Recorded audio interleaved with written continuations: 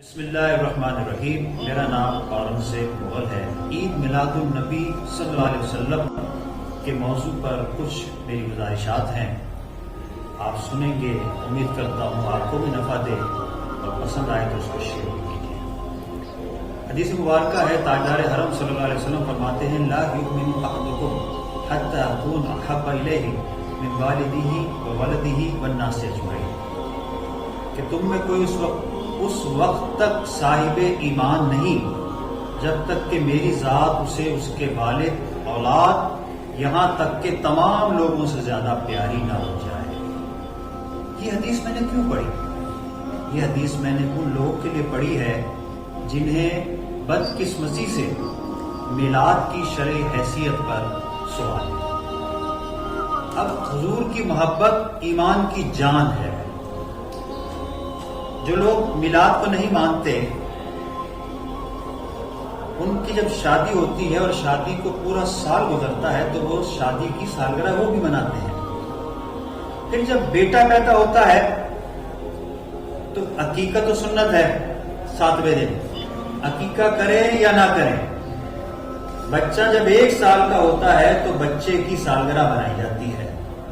میرا سوال صرف اتنا ہے کہ کس دلیل سے یہ 2 سالگرہیں جائز ہیں اور کس دلیل سے آپ یہ 2 کرتے ہوئے عید میلاد النبی کی خوشی کو بدعت کہہ رہے ہیں؟ اس کا سیدھا سا مطلب یہ ہے کہ شاید آپ کے دل میں جو محبت رسول کی ہے وہ والد سے، اولاد سے اور لوگوں سے انتہائی کم ہے۔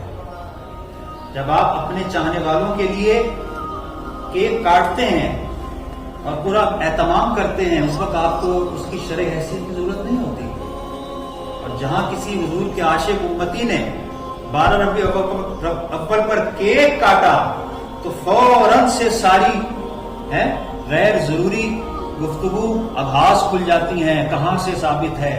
تو میرا ایک عاجزانہ سا سوال ہے کہ حضور کا ہم پر حق زیادہ ہے یا ہمارے والدین کا حق زیادہ ہے؟ کوئی بھی یہ نہیں کہے گا کہ والدین کا۔ کسی بھی مکتبہ فکر سے وہ جواب کیا آئے گا؟ حضور کے احسانات بلا شبہ ہمارے نسبی باپ، سگی ماں، رشتے کے بہن بھائی اور تمام لوگوں سے زیادہ ہے۔ تو ہم اگر اپنی سالگرہ کیک کاٹتے ہیں، بچے کی سالگرہ کیک کاٹتے ہیں، تو پھر نبی کی سالگرہ کا کیک کاٹتے ہوئے ہمیں کیوں بدعت یاد آئی؟ تو گلچ اور ہے، بات کچھ اور ہے۔ سوری ٹو سے شاید سماعتوں پر گرا گزرے، سوچئے گا ضرور کہیں ایسا تو نہیں کہ شیطان نے آپ کو وسوسہ ڈال دیا ہو اور وہ تعلق جو آپ کا نبی کے ساتھ ہونا چاہیے وہ متاثر ہو چکا ہو۔ کیونکہ پریکٹیکل یہ بتا رہا ہے کہ بیٹے کی خوشی منائی جا رہی ہے، شادی کی خوشی منائی جا رہی ہے، کیک کاٹے جا رہے ہیں، لیکن نبی کی خوشی منانے سے کون روک رہا ہے؟ احمد یار خان نعیمی فرماتے ہیں نثار تیری چہل پہل پر ہزاروں عید ربیع الاول، سوائے شیطان کے جہاں میں سبھی تو خوشیاں منا رہے ہیں۔ آخر میں ابو لہب کا خواب، ابو لہب وہ کافر ازلی کہ جس کے رد میں قرآن کی پوری سورہ اتری۔ مرنے کے بعد کسی نے خواب میں دیکھا، رشتے دار، بخاری شریف ہے، کہ اللہ نے تیرے ساتھ کیا معاملہ کیا؟ اس نے کہا میں برے حال میں ہوں۔